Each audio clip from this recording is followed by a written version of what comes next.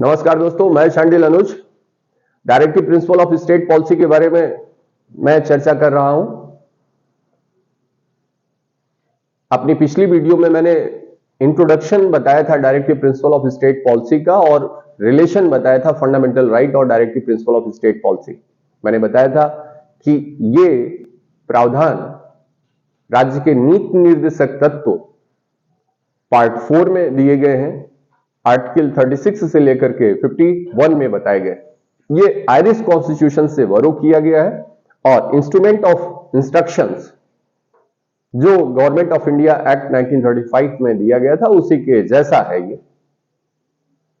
Article 36 state in general term जो है वो स्टेट के बारे में बात करता है। स्टेट का वही अर्थ है जो आर्टिकल 12 में बताया गया है। और आर्टिकल 12 में स्टेट का मतलब क्या है कि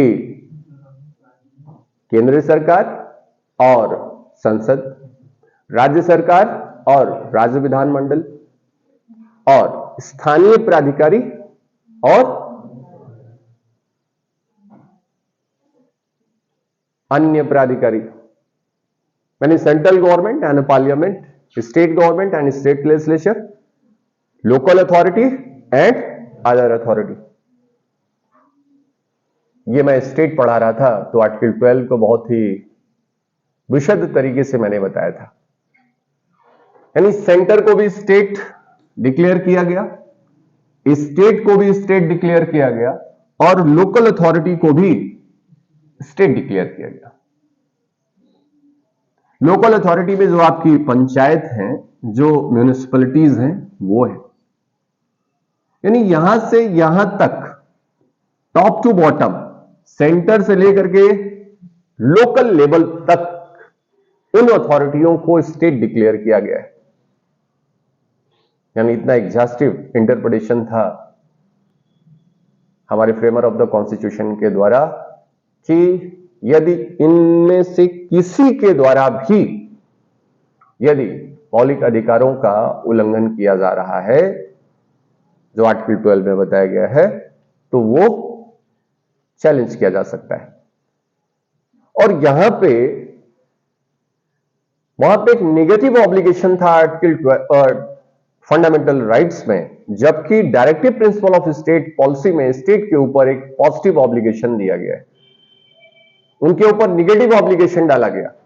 पार्ट 3 में नकारात्मक था, जबकि पार्ट 4 में directive principle of state policy में पॉजिटिव ऑब्लिगेशन थे, सकारात्मक कर्तव्य, एक मैंडेट है, एक डायरेक्शन है कॉन्स्टिट्यूशन का कि वो पॉजिटिव स्टेप्स और पॉजिटिव बीट करके वो ऐसे कार्यों को इंश्योर करेंगे। तो स्टेट का वही अर्थ है जो 12 में बताया गया। इसका मतलब वो सारे भी जो हैं वो directive principle of state policy में, और यहां पे जहां भी बताया गया है स्टेट, और स्टेट का वही अर्थ होगा central government, parliament, state government, state legislature, local authority and other authority. जहां भी आप 36 से लेकर के 51 तक में पढ़ेंगे वहां पे स्टेट का मतलब वही है जो 12 का है, और 12 में 4 बातें मैंने आपको बता दी। और आर्टिकल 37 मेंशन करता है इस बात को कि ये जस्टिसिएबल नहीं है। These provisions are not enforceable by any court, किसी भी न्यायालय के द्वारा इन्हें लागू नहीं कराया जा सकता है, इन्फोर्स नहीं किया जा सकता है। मैंने आपको बताया था कि इसके पीछे का जो सैंक्शन है वो क्या है, पब्लिक प्रेशर। यानी पॉपुलर डेमोक्रेसी की मैं बात करूं तो यहां पे हर व्यक्ति, यानी हर सरकार जो सत्ता में बने रहना चाहती है, तो इन प्रोविजंस को, इन डायरेक्शंस को जो बताए गए हैं उन्हें इग्नोर नहीं कर सकती। While making the policy or law, the government cannot ignore the mandate and directions which is given under the directive principle of state policy, क्योंकि अगली बार फिर सत्ता में आना है। और रिस्पॉन्सिबल गवर्नमेंट और अकाउंटेबल यदि गवर्नमेंट्स हैं आपको, तो यू आर आंसरेबल, आपकी जवाबदेही वहां पे है कि कौन से ऐसे directive principle of state policy को आपने इंप्लीमेंट करा है? ये क्वेश्चन पूछा जाएगा समाज में आपसे, लोगों के द्वारा पूछा जाएगा, तो आपको आंसर करना होगा। तो जनरली और लाइट लिए इसे आप नहीं ले सकते हो,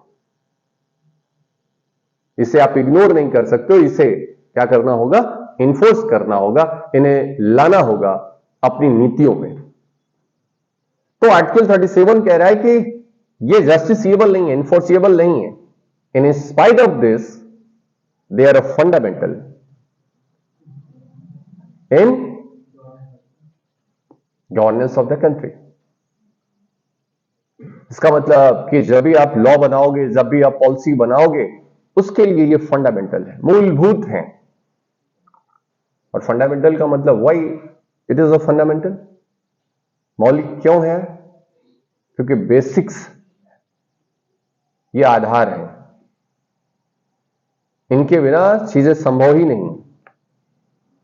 तो जब भी आप लॉ और कानून बनाओगे, इन डायरेक्शंस को क्या करेंगे? आप अप्लाई करोगे, ले आओगे आप।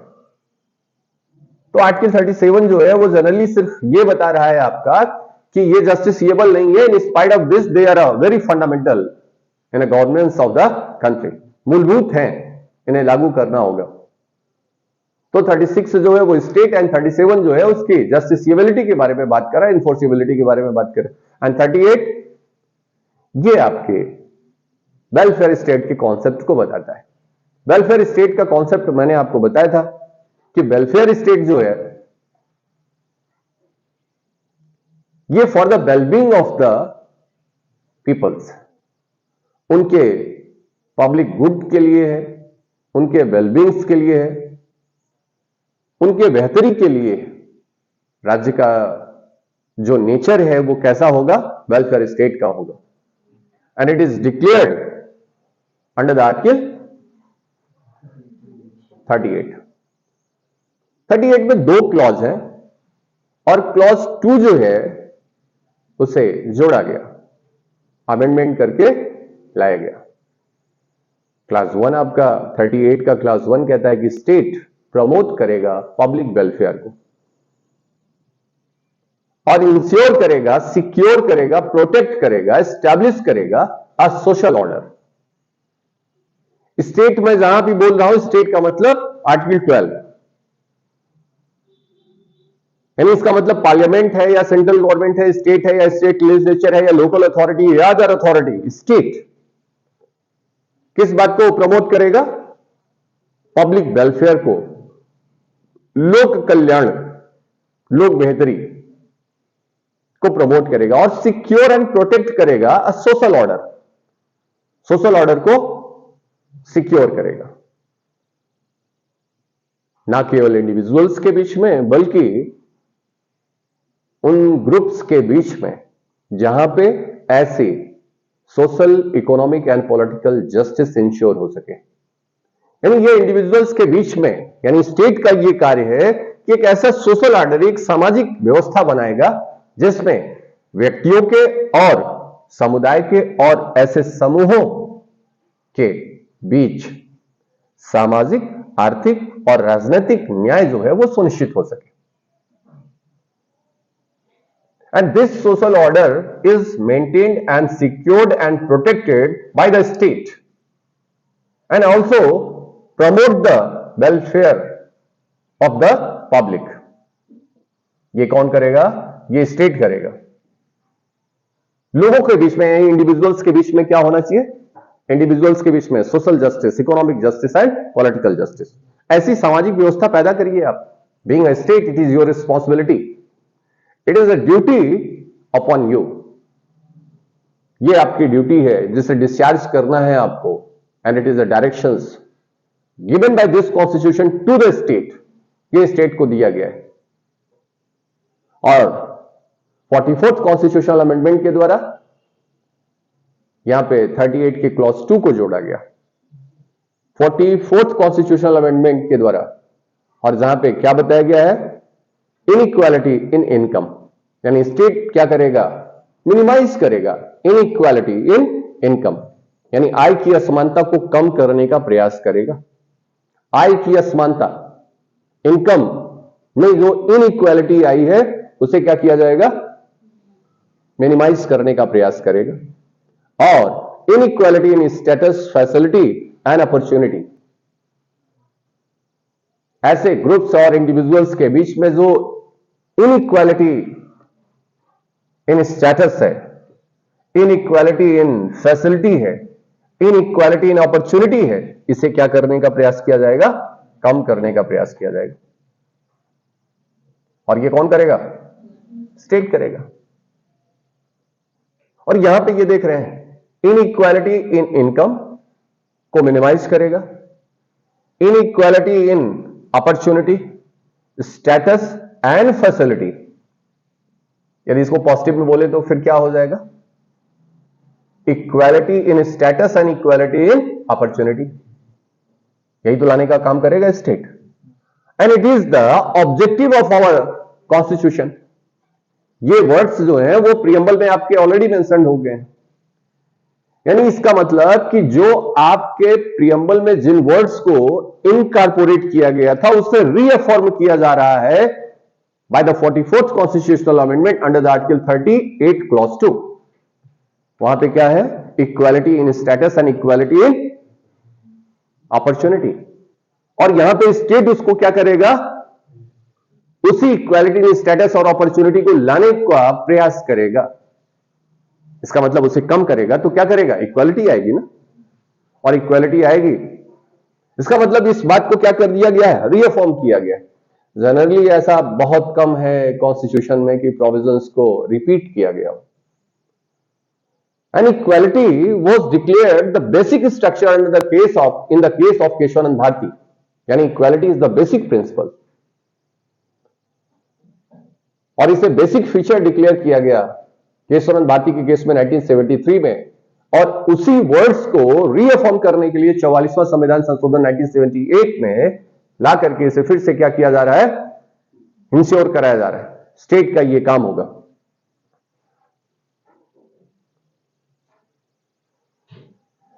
और मैंने आपको बताया था कि there are so many ways, और वो कौन से तरीके हैं, वो कौन से तरीके हैं इक्वालिटी को लाने के लिए, वो कौन से तरीके हैं, बहुत सारे तरीके हैं आपके इनइक्वालिटीज को समाप्त करने के लिए। और कैसे ले आएंगे आप, जब आप अपना लॉ बनाओगे, जब आप अपनी पॉलिसीज को बनाओगे, तो इन डायरेक्शंस को अपने दिमाग में रख करके आप लॉ बनाएंगे। आप while just making the law, you just keep in mind all these directives which run from the 36 to 51 जो हैं उनको आप ध्यान में रखते हुए पॉलिसीज को बनाएंगे। तो इक्वालिटी को ले आना है, क्या ले आना है, इक्वालिटी को ले आना है। Social, economic and political justice को प्रोटेक्ट करना है, सिक्योर करना है। और ये काम किसका है, ये स्टेट का है। और वेलफेयर स्टेट्स को प्रमोट करना है। मैंने आपसे बताया था कि हमारे यहां लेजर फेयर का कॉन्सेप्ट था। हमारे यहां का मतलब यानी before the independence laissez faire का कॉन्सेप्ट था, यानी एंशिएंट टाइम में आप चलिए, ठीक है, कैपिटलिज्म की व्यवस्था देखिए आप वहां पे, लेकिन हमने सोशलिज्म टर्म को क्या किया है, फॉलो किया है, सोशलिज्म को। तो हमारे यहां स्टेट का जो फंक्शन था पहले लिमिटेड था, लेकिन कमेंसमेंट हुआ जब से आपके संविधान का, उसके बाद स्टेट आपका क्या हो गया, वेलफेयर हो गया।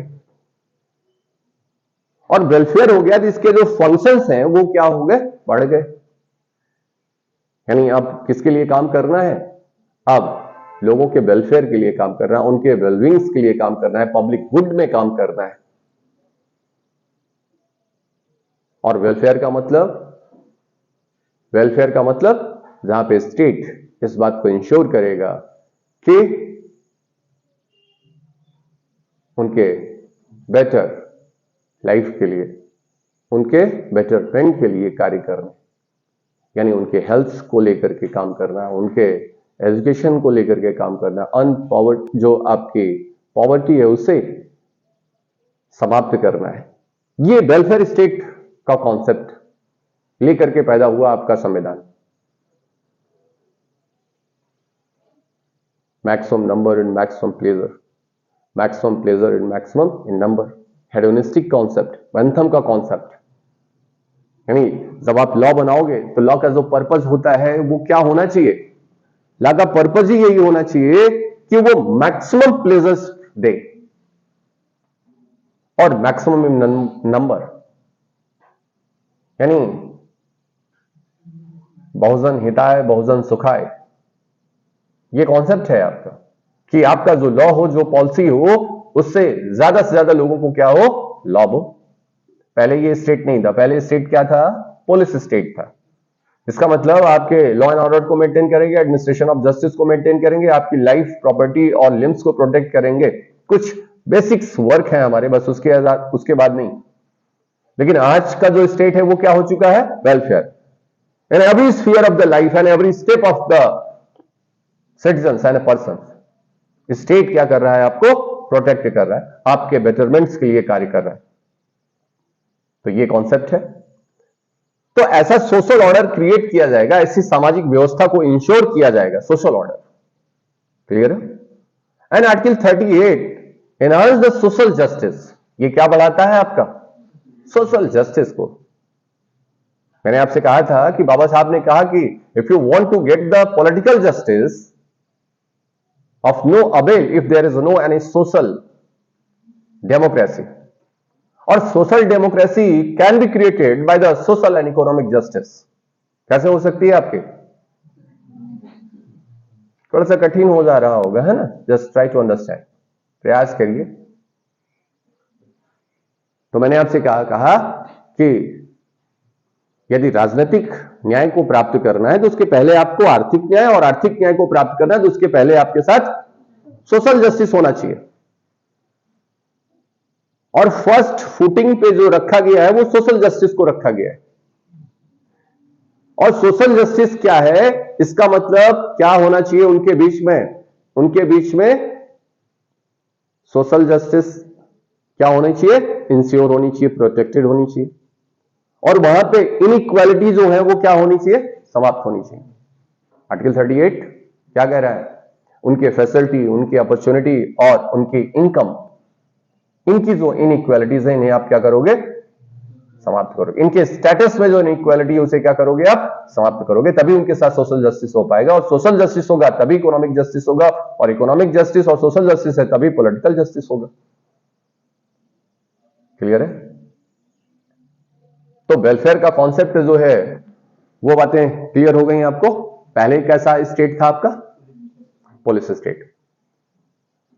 और जब आप 38 और 39 पढ़ते हो, 38 and 39, the 38 mainly improve the concept and promote the concept of the social justice, और 39 क्या है ये देख लीजिए।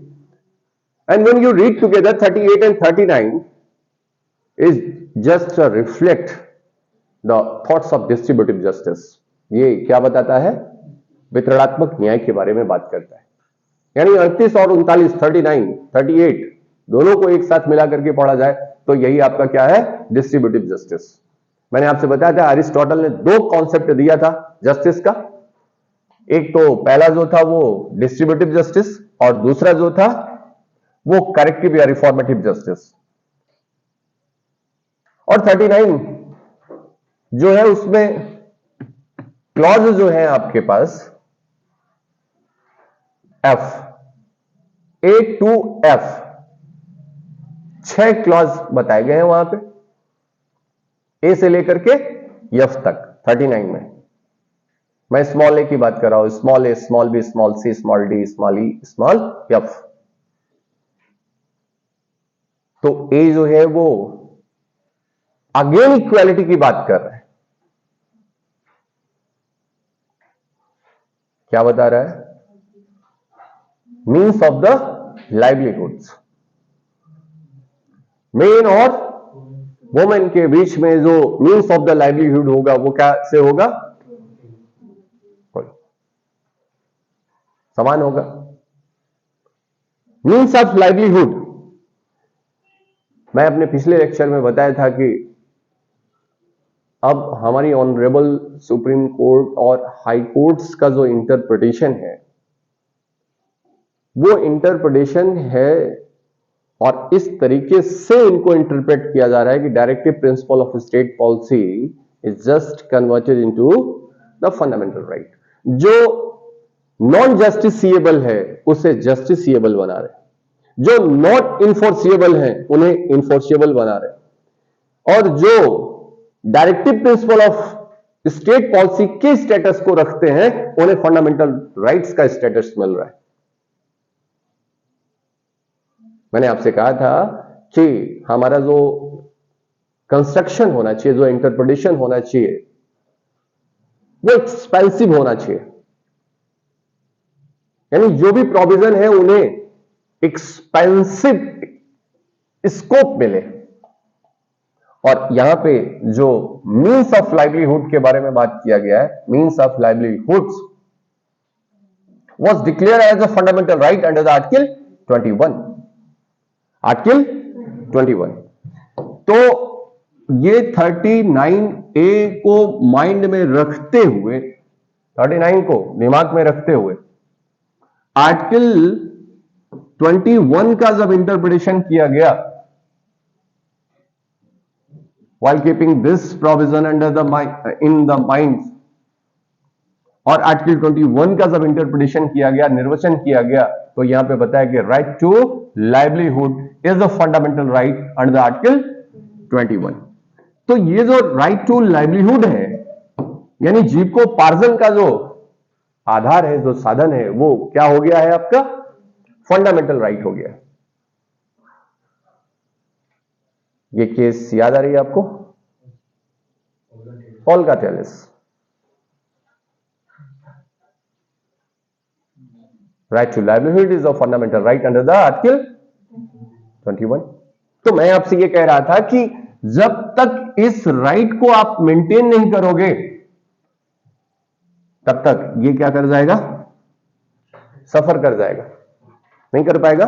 यानी जीविकोपार्जन के आपके पास साधन नहीं, जीने का आधार नहीं, आपके पास साधन नहीं है, तो ऐसी स्थिति में आपकी लाइफ जो है वो इंडेंजर्ड हो जाएगी। और मैंने आपको बताया था कि जब मेनका गांधी का इंटरप्रिटेशन हुआ, मेनका गांधी के केस के बाद से doctrine of implied fundamental rights के कॉन्सेप्ट डेवलप हुए। एंड डॉक्ट्रिन ऑफ जो इंप्लाइड फंडामेंटल राइट्स है, मैंने आपको बताया कि वो भले ही इन्यूमरेटेड नहीं है, बट देयर आर बेसिस। वो क्या है? बेसिस हैं, आधार हैं। किस बात के? जो मौलिक अधिकार आपके 12 से 35 में दिए गए हैं। इसका मतलब यदि ये इंश्योर नहीं होगा तो ये अपने आप क्या हो जाएगा? सफर कर जाएगा। तो इसे मेंटेन करना है। ये तो लिखा गया है आपका क्या?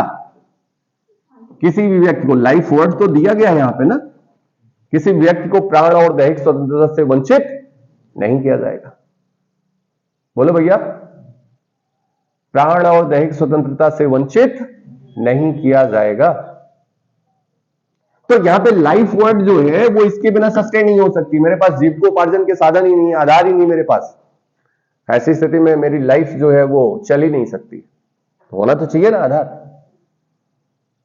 तो मैंने आपसे क्या कहा कि आर्टिकल 39A जो है, स्मॉल ए, वो ये बता रहा है कि क्या होनी चाहिए? इक्वालिटी। किस बारे में इक्वालिटी की बात कर रहा है? Means of livelihoods. बोले भैया, that the citizen men and women equally have right to an adequate means of means and women। इनके पास होना चाहिए क्या? Adequate means of livelihood. तो ये बात कौन इंश्योर करेगा? स्टेट। यानी certain principles of a policy is to be followed by the state. The state shall in a particular direct its policy towards the securing। ये स्टेट सिक्योर करेगा ना adequate means of livelihoods, आप मुहैया कराइए। Being a guardian, आप क्या है? Guardian है। अगेन जो बी है बहुत ही लैंडमार्क है। जनरली आर्टिकल 39 के बारे में जनरली लोगों को बी और सी ही पता है, मतलब पता सबको है, मेरे ये नहीं कहने का मतलब है, लेकिन इन जनरल जो रिफ्लेक्ट होता है माइंड पे, वो क्या रिफ्लेक्ट होता है? 39B and C. 39B और C दोनों को हम लोग पढ़ेंगे और बहुत ही इंपॉर्टेंट आर्टिकल है 39B एंड C। ठीक है, बी क्या कहता है? Ownership and control. और ये किसके बारे में बात कर रहा है? Ownership and control of the material resource. इस पर मटेरियल रिसोर्स।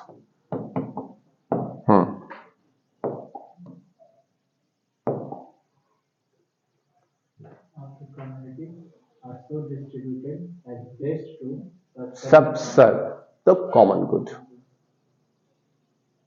यहां पे ये बता दिया गया है कि जो ओनरशिप है और जो कंट्रोल है किस पर? मटेरियल रिसोर्स पर। ये इस तरीके से कौन? ये मटेरियल रिसोर्स, ये मटेरियल रिसोर्स ऐसे डिस्ट्रीब्यूटेड हो, इस तरीके से इनका बंटवारा हो जिससे क्या हो? बेस्ट सर्व सब सर्व टू द पब्लिक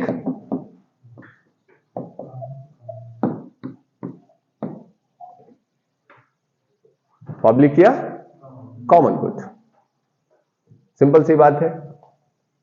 यानी 1.5 लाइन का ये आर्टिकल बड़े काम का है। और यहां पे क्या कह रहा है? ध्यान दीजिए जरा। The ownership and control of a material resource. तो इसका मतलब जो भी आपके पास मटेरियल रिसोर्स है उस पर जो ओनरशिप है या उस पर जो नियंत्रण है वो इस तरीके से बटा होना चाहिए कि उससे कॉमन गुड सब सर्व हो। ठीक है ना? इसका मतलब ये किस चीज को रोक रहा है? मटेरियल रिसोर्सेस के कंसंट्रेशन को क्या कर रहा है? रोक रहा है। किसी एक लोगों के हाथों में आने से क्या कर रहा है? रोक रहा है। इनका डिस्ट्रीब्यूशन होना चाहिए, डिस्ट्रीब्यूट होने चाहिए जो मटेरियल रिसोर्स है। And here what is the material resource? यहां पे न तो फिजिकल रिसोर्स की बात किया गया है और ना ही नेचुरल रिसोर्स की बात किया गया। यहां पे जो वर्ड यूज किया गया है वो क्या यूज किया गया है? Material resource. तो मटेरियल रिसोर्स क्या है यहां पे?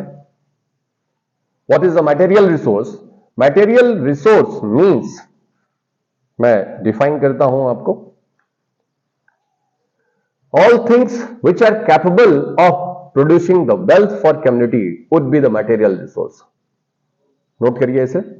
all things which are capable of producing wealth, all things which are capable of producing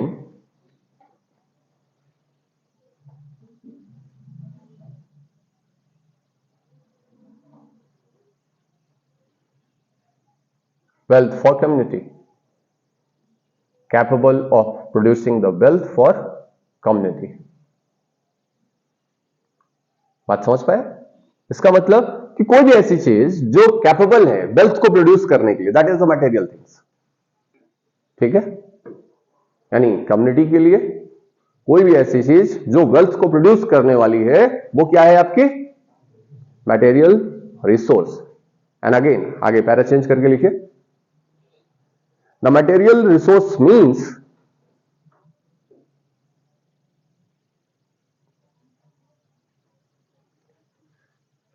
natural or a physical resource, natural or a physical resource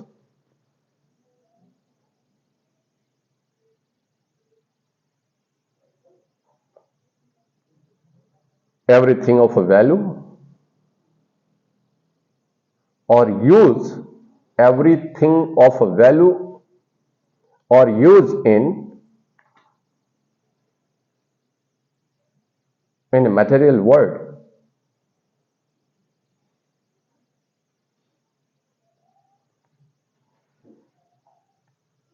तो कुल मिलाकर के मैंने आपसे कहा कि कोई भी ऐसी चीज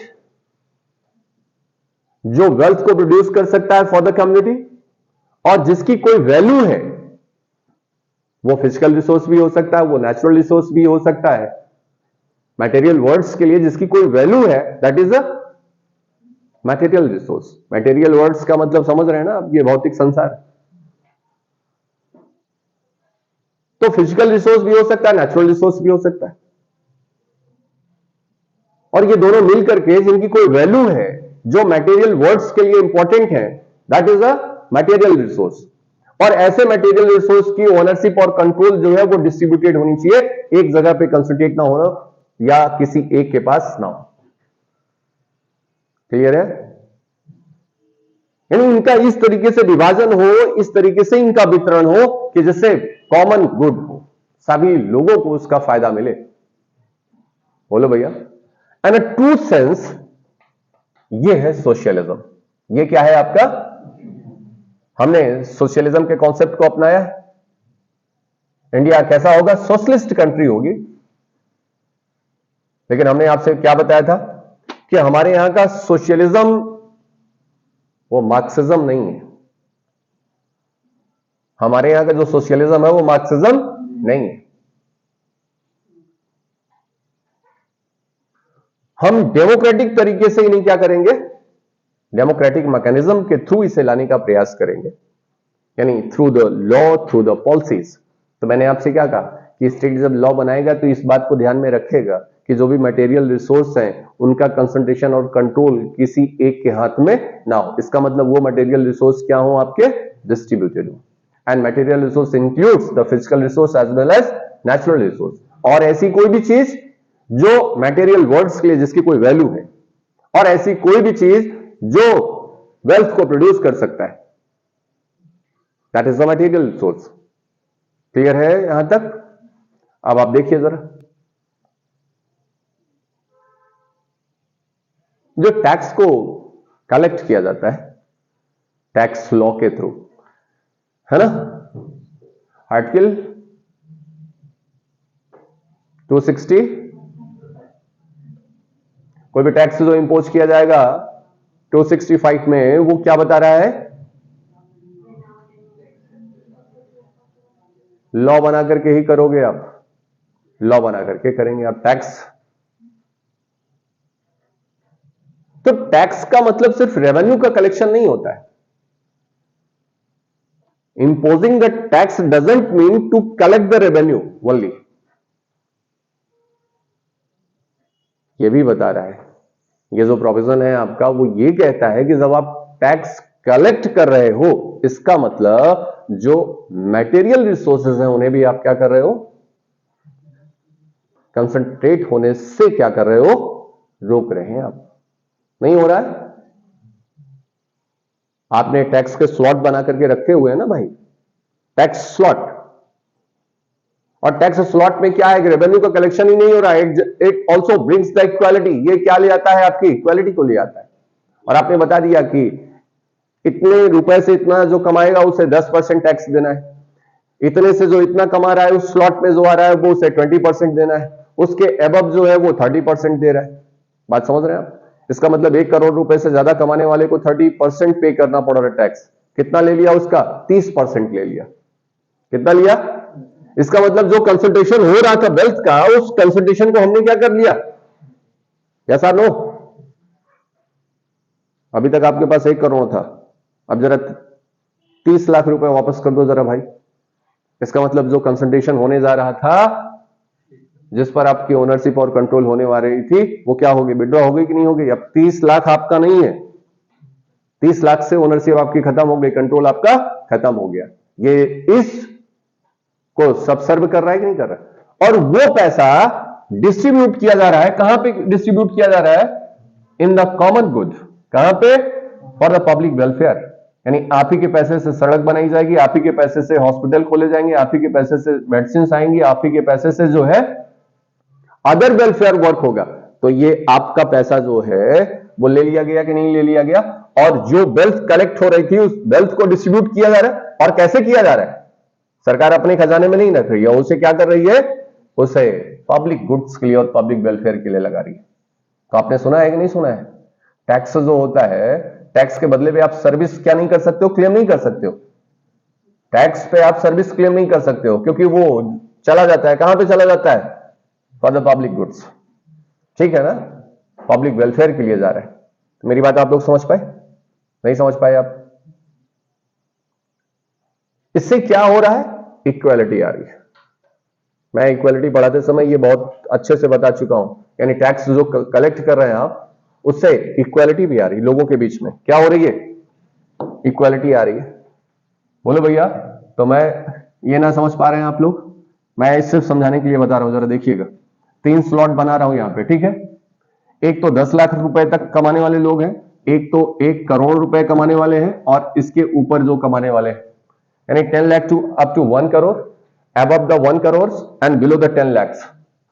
यहां से यहां तक समझो जरा, यहां से यहां तक जो पैसा कमा रहा है 1 से 10 लाख रुपए तक, सिर्फ समझने के लिए बता रहा हूं। इनसे कितना लिया जा रहा है आपसे? मान लीजिए कि 10%। इनसे कितना लिया जा रहा है? 20%। इनसे कितना लिया गया? above the 1 करोड़ 30% लिया गया। बोलो बेटा, इससे इक्वालिटी आएगी कि नहीं आएगी? इससे इक्वालिटी आएगी। मैं इसे 5 से 10 लाख बना दूं, कंफ्यूज ना होइएगा, नहीं तो कहेंगे कि बजट ही नहीं पढ़े आप। चलिए आप समझिए। तो 5 से 10 लाख रुपए कमा रहे हो तो 10%, और 10 लाख से 1 करोड़ कमा रहे हो तो आपको कितना? 20%, और इससे ऊपर कमा रहे हो तो कितना आपको देना पड़ेगा? 30%। तो यहां पे जरा देखिए कि जो 1 करोड़ से 1 रुपए भी ज्यादा कमा लिया, उसको कितना परसेंट दे देना पड़ा? कितना देना पड़ा? 30%। बचाओ कितना उसके पास? 70 लाख बचा। 70 लाख 1 रुपए, 1 करोड़ 1 रुपया कमा लिया था ना भाई, तो अब कितना टैक्स पे कर देना पड़ेगा उसे?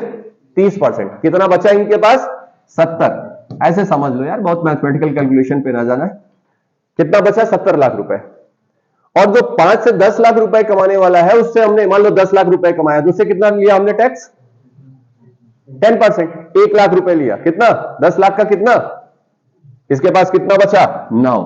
कितना बचा? 9। बोलो भैया, 9 बचा है। यदि इनसे भी मैं 30% वाले से भी 10% लिया होता, तो इसके पास कितना बचता? 90।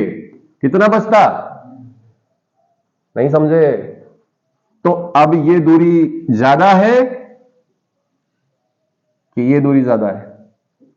कुछ तो कम किया आपको कि नहीं किया? कुछ तो जो असमानता थी उसे समान किया कि नहीं किया? ना समझ पाए आप लोग? यानी ये असमानता थी, 20 लाख की इनइक्वालिटी क्रिएट हो रही थी कि नहीं हो रही थी? आपको और नीचे ले आया, इनके करीब ला रहा हूं। बोलो भैया। तो इसका मतलब ये इक्वालिटी को ले आता है, इनइक्वालिटी को समाप्त करने का प्रयास करता है, टैक्स जो इंपोज किया जा रहा है उनके ऊपर। ऐसा नो हो रहा है। चलिए, तो मैंने आपसे क्या कहा कि अभी मैं आपसे क्या कह रहा हूं कि इस तरीके से जो फिजिकल रिसोर्सेज है, जो मटेरियल रिसोर्सेज है आपके, ठीक है। अब कोयले की खान है, माइंस है जो आपके, ये क्या है? मटेरियल रिसोर्स है। माइंस का जो डिस्ट्रीब्यूशन हो रहा है, इस बात को 39B को ध्यान में रखना है भाई साहब, आपको दिमाग में रखना है। मटेरियल रिसोर्स है आपकी, कोल माइंस है, मिनरल्स माइंस है आपके, जो ऑयल्स है, ये क्या है आपके? जो स्पेक्ट्रम्स हैं आपके, ये क्या है? मटेरियल रिसोर्स है, which is capable to produce a wealth. Spectrum जो लगाया जा रहा है, 2G स्पेक्ट्रम का घोटाला आप लोगों ने सुना है कि नहीं सुना है आप लोगों ने? That the spectrum is a material resource, यानी ये डिस्ट्रीब्यूटेड होना चाहिए, कंसंट्रेटेड नहीं होना चाहिए। बात समझ पाए आप? तो ये क्या है आपके? मटेरियल रिसोर्स हैं। जो रॉक्स हैं आपकी, जो माइंस हैं आपकी, जो मिनरल्स हैं आपके, जो ऑयल्स हैं आपके, ये जो नेचुरल रिसोर्सेज और फिजिकल रिसोर्सेज, ठीक है, ये क्या है? नहीं समझे? जो इलेक्ट्रिसिटी जो जनरेट की जा रही है, that the electricity by the physical mechanism, वो भी क्या है आपके? मटेरियल रिसोर्स है। उन्हें डिस्ट्रीब्यूट होना चाहिए, उनका कंट्रोल एक पे नहीं होना चाहिए। समझ पाए बेटा? And again 39C is one most important. तो 39C जो है वो देखिए जरा, क्या है आपका?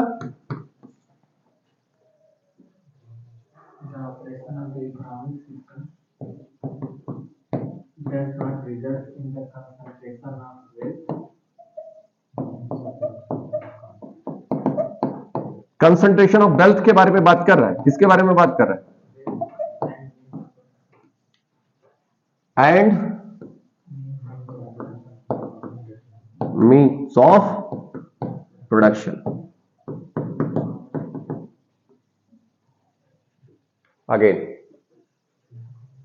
The operation of the economic system does not result in the concentration of wealth and means of production to the common detriment. यानी इकोसिस्टम, ये इकोनॉमिक सिस्टम हमारा इस तरीके से ऑपरेट होना चाहिए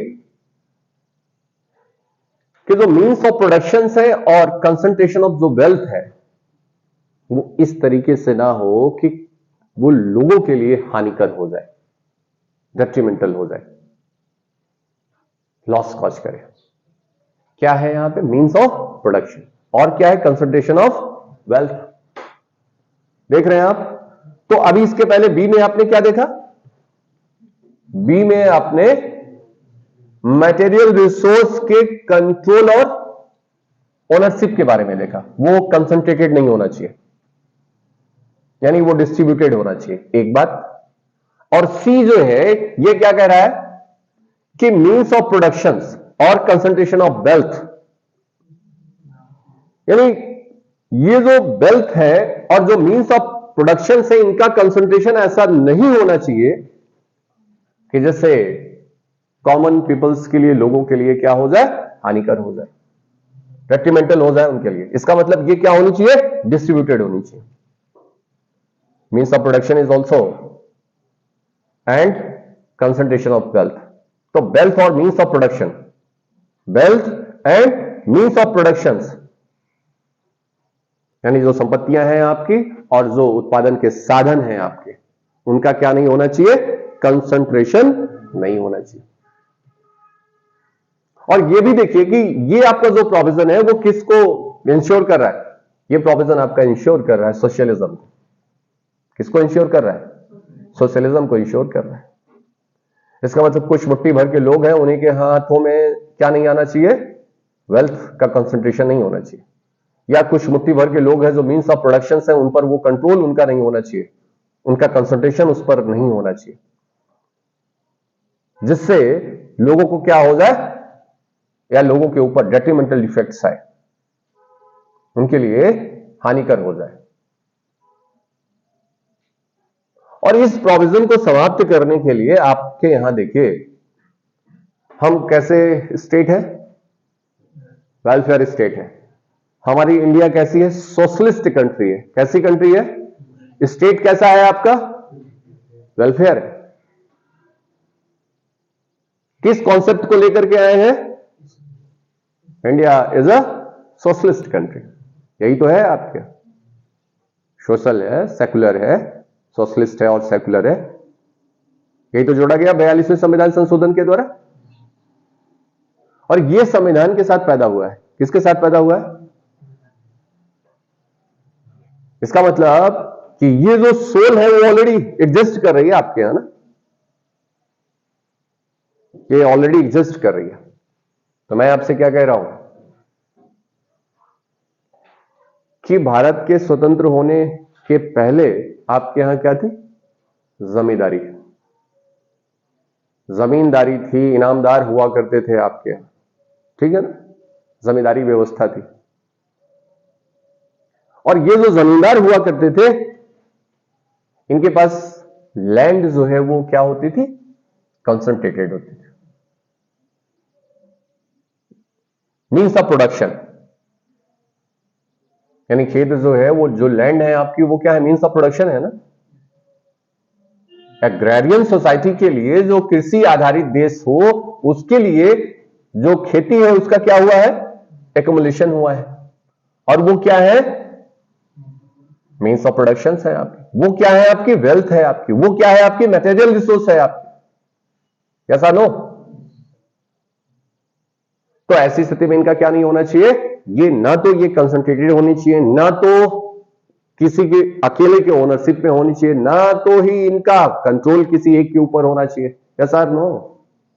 तो ऐसी स्थिति में हमने लैंड रिफॉर्म्स लॉ लाए। ठीक है ना।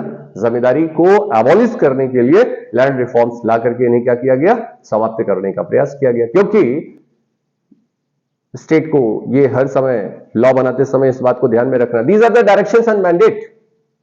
बोलो भैया ये कॉन्स्टिट्यूशन का डायरेक्शंस है, मैंडेट का मतलब मैंडेटरी नहीं है, ध्यान रखिएगा।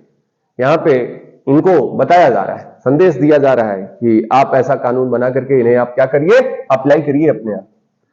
तो पहली बार मैंने आपको बताया कि 1950 में संविधान के लागू होने के बाद जो लैंड है यानी आपकी जो प्रॉपर्टी है वो क्या है, आपका फंडामेंटल राइट है, क्योंकि आर्टिकल 19(1)(f) में प्रॉपर्टी को होल्ड करना, एक्वायर करना, ये आपका फंडामेंटल राइट है।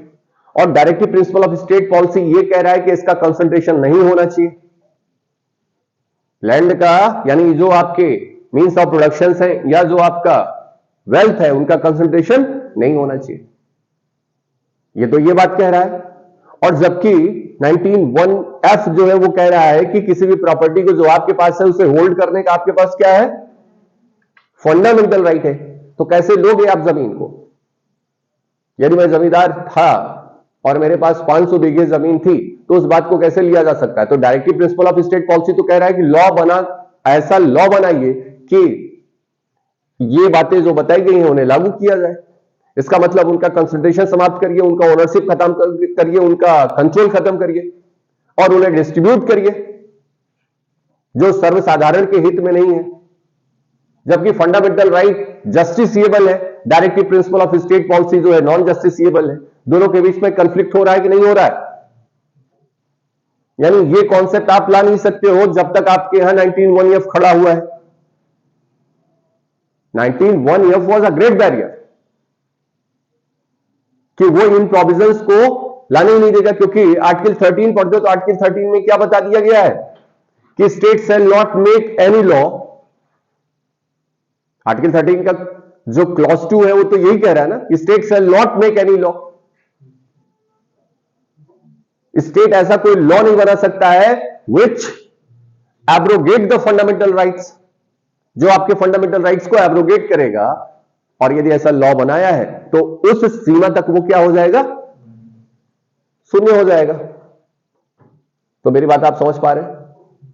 और इन प्रोविजंस को जो directive principle of state policy में है उन्हें कैसे लागू किया जा सकता है, बाय द लॉ और पॉलिसीज। और ऐसा कोई लॉ बनाया नहीं जा सकता है, तेरा कह रहा है कि फंडामेंटल राइट के अगेंस्ट। देख रहे हैं आप? तो ऐसी स्थिति में आपके पास रास्ता क्या है, how you can implement this provision. तो फर्स्ट कॉन्स्टिट्यूशनल अमेंडमेंट लाया गया और पहला संविधान संशोधन करके 9th शेड्यूल को जोड़ा गया और लैंड रिफॉर्म से रिलेटेड जो भी लॉज थे उन्हें क्या कर दिया गया, डाल दिया गया उसमें 9th शेड्यूल में। ये मैं कई बार अपने लेक्चर्स में बता चुका हूं, जो लोग नए हैं उनके लिए फिर से मैं बताया हूं आज इस प्रोविजन को। ये बातें मेरे हिसाब से समझ में आ गई आपको। तो 9th शेड्यूल में डालने का फायदा क्या होता था? जैसे गुल्लक में पैसा डाल दो तो फिर दिखता नहीं है ऊपर से, उसे देख नहीं सकते हो। तो उसी तरीके से 9th शेड्यूल में यह था कि जो भी लैंड रिफॉर्म से रिलेटेड लॉज होंगे कोर्ट उन्हें चेक नहीं कर सकती, उनकी वैलिडिटी को नहीं देख सकती है, उनका जुडिशियल रिव्यू नहीं किया जा सकता है। बोलो भैया, तब आपके यहां यानी अदर जो स्टेट्स हैं वो लॉ बना करके इन लैंड रिफॉर्म्स को और इन जमींदारी को क्या किए हैं, समाप्त किए। और उत्तर प्रदेश का जमींदारी अधिनियम जो था 1950 का, ये भी था आपका। और जहां से जमींदारी प्रथा को क्या किया गया, समाप्त किया गया। लैंड जो है स्टेट का सब्जेक्ट है, भूमि किसका विषय है, तो स्टेट के अपने अलग अलग लॉज हैं, पता है ना आपको। स्टेट लिस्ट का सब्जेक्ट है तो स्टेट का, यानी छत्तीसगढ़ में जाओगे तो वहां पे उनका अपना लैंड लॉ है, एमपी में जाओगे तो एमपी का लैंड लॉ है, राजस्थान में जाओगे तो राजस्थान का लैंड लॉ है, यूपी में है तो यूपी का लैंड लॉ है। यस और नो? तो ऐसे लॉज बना करके इस व्यवस्था को क्या किया गया, लागू किया गया। बोलो भाई, ठीक है। अब मैं इसका हिस्ट्री में पीछे बता चुका हूं, 2 मिनट में आपको और बताता हूं इसके बारे में। मैंने आपसे बताया था कि ये आर्टिकल 39 बी और सी, आर्टिकल 39 बी और सी, यही है आपका। यही क्या बताया था आपका आर्टिकल 39 बी और सी? ये मैंने आपको बताया था कि यदि इनके प्रोविजंस को लागू करने के लिए यदि कोई लॉ बनाया जाता है, 39 बी और सी को लागू करने के लिए यदि कोई लॉ बनाया जाता है, तो भले ही ये किसके अगेंस्ट हो और किसके अगेंस्ट हो, तो कौन प्रिवेल करेगा? 39 B and C will prevail. ठीक है ना, यही बात बताया था। और ये कब बताया गया था? ये 25th कॉन्स्टिट्यूशनल अमेंडमेंट के द्वारा 31 क्या जोड़ा गया था? सी, और 31 सी में ये प्रोविजन बता दिया गया था। बोलो भैया। और इस बात को चैलेंज किया गया कहां पे? यानी 25वें संविधान संशोधन को केशवानंद भारती में क्या किया गया? चैलेंज किया गया। और केशवानंद भारती में इस 25वें संविधान को क्या बनाया गया? कॉन्स्टिट्यूशनल बनाया गया था। और फिर जब इसे कॉन्स्टिट्यूशनल बना दिया गया तो फिर 42nd कॉन्स्टिट्यूशनल अमेंडमेंट के द्वारा बाकी जो डायरेक्टिव प्रिंसिपल्स हैं उन्हें ओवरराइडिंग इफेक्ट्स दिया गया। ये ओवरराइड्स कर सकते हैं फंडामेंटल राइट्स को, ये प्रोविजन किया गया 42वें संविधान संशोधन के द्वारा कि सभी directive principle of state policy को फंडामेंटल राइट्स का भले वायलेशन करते हैं वो क्या करेंगे? प्रिवेल करेंगे।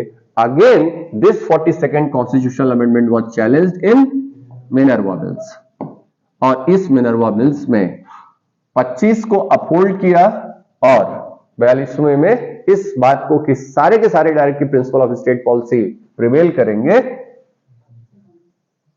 अनकॉन्स्टिट्यूशनल। क्लियर हुआ बेटा? तो प्रेजेंट पोजीशन आज की क्या है कि 31(1)(c) में जो बातें बताई गई हैं 39(b) और (c) के आधार पर यदि कोई लॉ लगाया जाता है, बनाया जाता है, तो भले वो 14 और 19 का उल्लंघन करे फिर भी वो क्या होगा? प्रिवेल करेगा। प्रेजेंट पोजीशन यही है यार। इतनी बातें मैंने आपको बताई थी जो यहां पे है। अगेन इतनी बात क्लियर हो गई है? हाँ भाई, चलिए आगे। अब जो है 39D जो है ये भी बहुत इंपॉर्टेंट है आपका। 39D जो है वो equal pay for equal work, again talks about equality. किसके बारे में बात कर रहा है? इक्वालिटी के बारे में बात कर रहा है। Equal pay for equal work, and again this was interpreted as a fundamental right under Article 21 and read with Article 16। 16 और 21 को ध्यान में रखते हुए, ठीक है ना, जब आप देखिए जरा 39, 16 और किसको? 21। Equal pay for equal work, equal pay for equal work. और ये किसके बारे में बात कर रहा है यार? ये Dhirendra Chamoli versus union of India.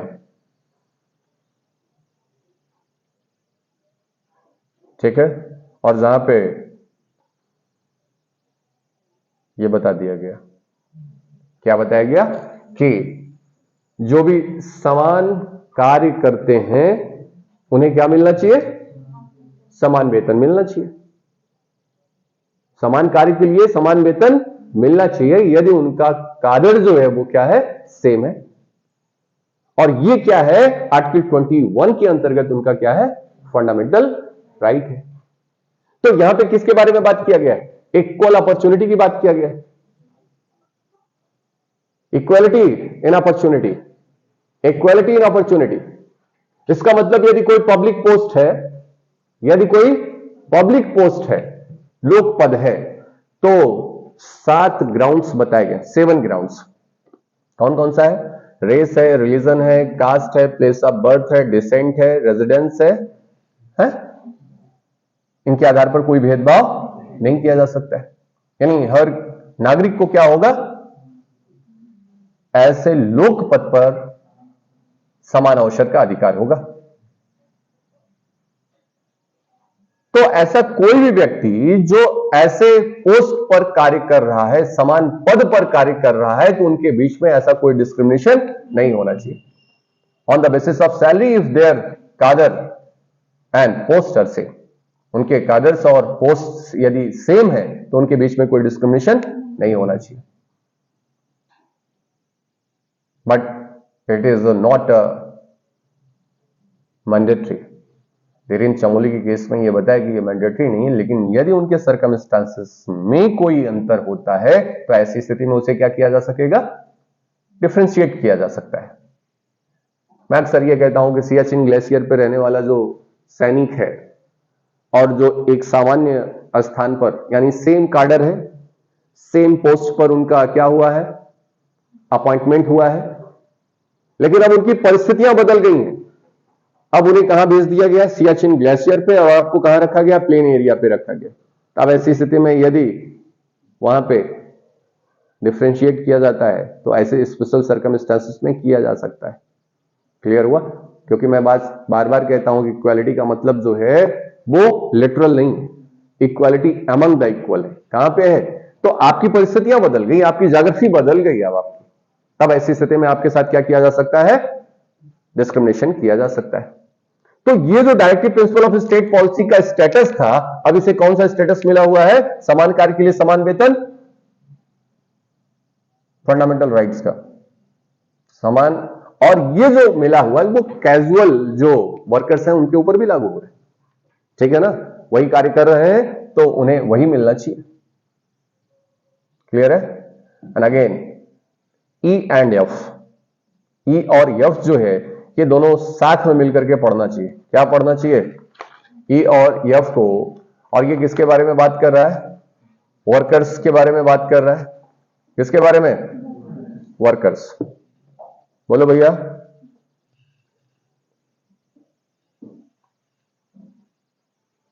मैं केस जो बताया था वो रणधीर सिंह की केस है, करेक्ट कर लीजिए उसे, रणधीर सिंह, रणधीर सिंह। और इसमें यह बताया गया कि it is not abstract doctrine but one of a substance. Dhirendra Chamoli नहीं है, कौन सा है, रणधीर सिंह का केस है ये।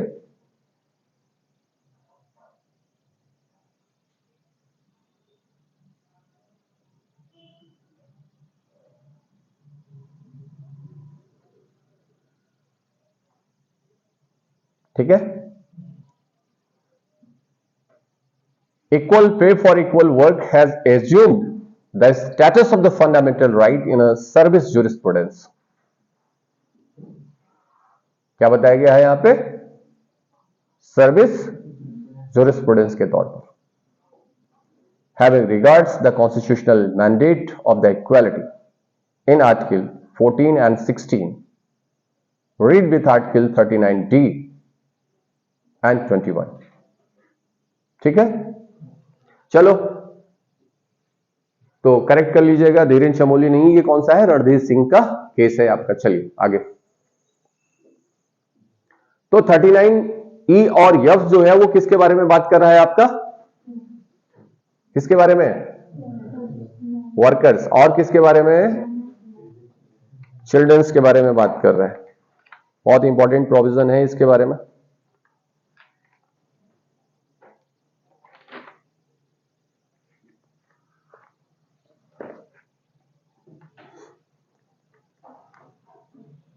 Together, the constitution makers were very anxious to protect the safeguard the interest of welfare of the children. When the framer of the constitution was very aware about the interest of the children. Childrens के बारे में कहा जाता है कि बच्चे जो होते हैं वो आपके क्या है, भविष्य है, देश के क्या है, भविष्य है। यानी children's are the assets of our nations. ये क्या है आपके, assets है। चाइना वालों की हालत खराब है, चाइना में बच्चों की स्थिति क्या हो रही है, अब कम हो रही है, तो अब देखिए वो अपनी पॉलिसी ही चेंज कर दी है। इसका मतलब आप बच्चों की उपयोगिता समझिए आप। वहां तक पहले जो पॉपुलेशन ज्यादा थी और उसको कंट्रोल करने के लिए उनके यहाँ जो लॉस थे वो क्या थे, 1 चाइल्ड। और इसे उन्होंने लिबरेट किया क्योंकि अब उन्हें लग रहा है कि 2050 के बाद उनके यहाँ बच्चों की जनसंख्या ही नहीं, सब बूढ़े हो जाएंगे। तो ऐसी स्थिति में वो इस बात को क्या कर रहे हैं, लिबरलाइज कर दिया इस लॉ को। तो मैं आपसे कह रहा हूं कि ये हमारे क्या है, इंटरेस्ट है। और सारा भविष्य जो है वो टिका होता है किसी देश का किस पर, वहां के युवाओं पर और वहां के। और हमारे यहाँ ऑनरेबल प्राइम मिनिस्टर देखिए इस बात को बार बार इंफेसाइज करते हैं कि हमारा भारत जो है वो विश्व का सबसे युवा देश है। क्या है, युवा देश है। तो इसका मतलब future and interest of the childrens, ये क्या है, बहुत इंपॉर्टेंट है। और इस बात को सिक्योर किया गया है और वहां पे बताया गया है कि राज्य इस बात की व्यवस्था करेगा कि उनकी सुकुमार अवस्था का यानी टेंडर एज का एब्यूज ना हो, मिसयूज ना हो। And here the state is responsible to create a atmosphere in which the children develops their personality. एक ऐसी व्यवस्था को बनाए, एक ऐसा वातावरण तैयार करे जिसमें बच्चों का क्या हो सके, सर्वांगीण विकास हो सके, सर्वांगीण विकास हो। ये एटमॉस्फेयर कौन क्रिएट करेगा और ऐसी व्यवस्था को उपलब्ध कराएगा ऐसे कि वो अपनी सुकुमार अवस्था को लेकर के जो उनके एज के अकॉर्डिंग एज पर हिज और हर एज नहीं है, ऐसे कामों में ना लगे और उनका मिसयूज या एब्यूज ना किया जा सके। इस बात की डायरेक्शंस दिया गया है कहां पे, डीपीएसपी में। यानी वर्कर्स जो मेन एंड वुमेन है उनकी दशा, जो चिल्ड्रंस हैं उनकी दशा, उनके अवस्था की दशा, उनके विकास के बारे में बात किया गया है कहां पे, 39। और बच्चों के इंपॉर्टेंस को ध्यान में रखिए, ना सिर्फ यहीं पे, जबकि फंडामेंटल राइट्स में आप देखिए कि इनके प्रोटेक्शंस के लिए आर्टिकल 15 क्लॉज 3 यानी state can make the special law for the childrens. Article 23 जो ह्यूमन ट्रैफिकिंग को प्रोहिबिट करता है, बॉन्डेड लेबर्स को प्रोहिबिट करता है, बेगार को प्रोहिबिट करता है। एंड 24 जो कि उनके एम्प्लॉयमेंट्स को, किसी हैजार्डस इंडस्ट्री में एम्प्लॉयमेंट्स को जो कि 14 वर्ष से कम उम्र के हैं उसे प्रोहिबिट करता है। आर्टिकल 45 जो उनके एजुकेशन के बारे में बात कर रहा है। आर्टिकल 21A जो एजुकेशन को फंडामेंटल राइट डिक्लेयर किया गया है कि 6 से 14 वर्ष तक के बच्चे जो हैं उन्हें निःशुल्क शिक्षा उपलब्ध कराई जाए। और 0 से 6 तक जो है वो आपके स्टेट के ऊपर रिस्पॉन्सिबिलिटी दी गई है कि ये स्टेट उन्हें इंश्योर करेगा। तो आप देख रहे हैं 15 है आपका, 23 है आपका, 24, 21A, 45, ये किसके बारे में बात किया है, बच्चों के इंटरेस्ट के बारे में बात कर रहे हैं, बच्चों के interest.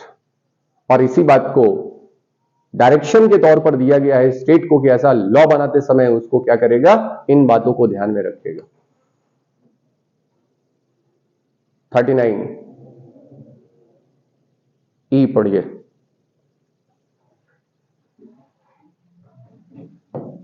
The health and strength of workers, men and women, and the tender age of children are not abused, and that citizens are not forced by economic necessity to enter vocation unsuited to their age or strength. यानी यहां पे आप देखिए कि अपने tender as की वजह से उसका एब्यूज ना हो और वो किसी ऐसे नियोजन में ना प्रवेश करें जो उनके स्वास्थ्य के हिसाब की नहीं। इस बात को लॉ बनाते समय क्या करना है, आपको ध्यान में रखना है। और इसी के लिए हमारी गवर्नमेंट जो है इंश्योर करती है, ऐसे लॉ को बनाती है। बॉन्डेड लेबर्स हैं, चाइल्ड लेबर्स हैं, उनको एबॉलिश करने के लिए, है ना, इन्हें प्रोटेक्ट करने के लिए लॉ बनाएगा, ये उनके ऊपर एक मैंडेट है। तो कुल मिलाकर के जो है मैंने आपको 39, 38, 37 एंड 36 के बारे में बताया। बोलो भाई, एक केस मैं पढ़ता हूं, Laxmikant Pandey versus union of India.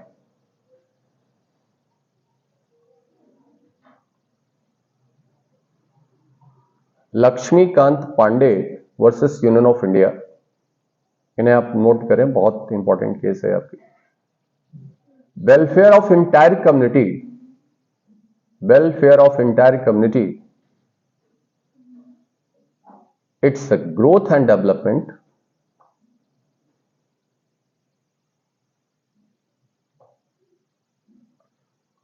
depend on the health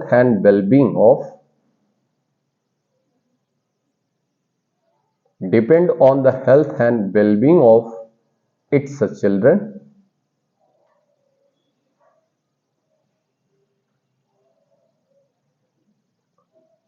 comma, children are supremely important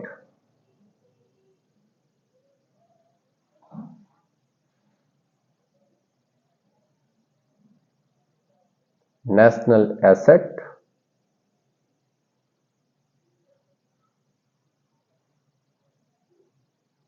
and the future well-being of nation, and future well-being of nation.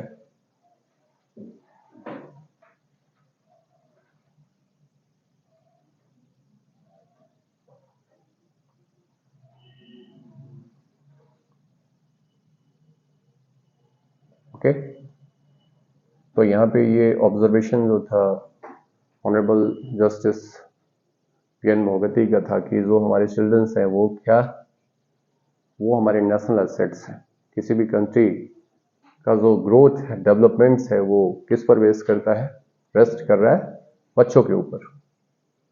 तो उनका विकास कैसे होगा, it will be insured by the state, क्योंकि देश का विकास तो उनके कंधे पर है, लेकिन उनका विकास कैसे हो, ये स्टेट की रिस्पॉन्सिबिलिटी है कि वो अपने ड्यूटी को डिस्चार्ज करें और उन्हें क्या करें, श्योर करें। ठीक है, तो 39 यहां तक मैंने आपको बताया। तो ये 38 और 39 जो है मिलकर के डिस्ट्रीब्यूटिव जस्टिस के बारे में बात करते हैं। ठीक है, यहां तक चीजें क्लियर हो गई होंगी मुझे लग रहा है। वीडियो यदि आपको अच्छी लगी होगी तो शेयर करिएगा, सब्सक्राइब करिएगा, और कहीं पे भी कोई डाउट हो तो जरूर कमेंट करके बताइएगा। Thank you.